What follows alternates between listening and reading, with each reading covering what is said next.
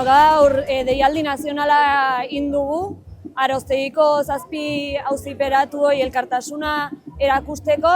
eta baita ere elkartasun komiteak deialdia indu kasu honetan absoluzioaren alde eta bide batez ere bai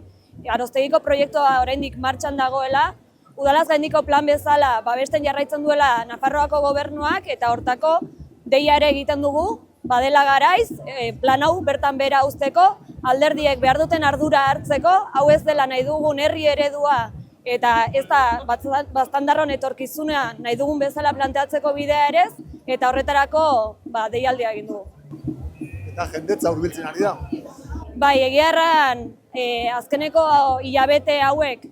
nahiko intentsuak izan dira guretako eta elkartasun keinuak Euskal Herriko xoko guztietatik, baina baita ere internazionalki, kontinente guztietatik ere jaso ditugu eta gaurkoa handia izatea espero dugu.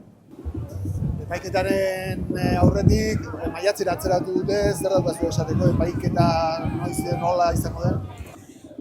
Gure kontrako epaiketa maiatzaren 19an hasiko da, aste bat iraungo du, eta bertan eskatzen duguna batez ere da gure kontra eman den talde kriminal izendatze hau eta baita ere koakzio delituak eta bortxa delituak bertan bera uztea. Azkenean, Baztango herriak bere buruaren jabe izanik bere etorkizunaren aldeko defentsa egin du eta bide horretan Euskal Herri guztiarendako ere aurrekari arriskutsua bat izan daiteken talde kriminal izendatze hau bertan bera uztea espero dugu. Zoritxarrez behartu gaituzte Iruñera etortzera, gure eskubideak aldarrikatzera eta bertze behin ere Aroztegia gelditzea eskatzeko, ez hori bakarrik, ugepa gibela botatzeko, baina kasu honetan auzipetuei babesa agertzera, etorri gara honat, 7 dira auzipetuak, baina herri baten kontrako eraso zuzena da,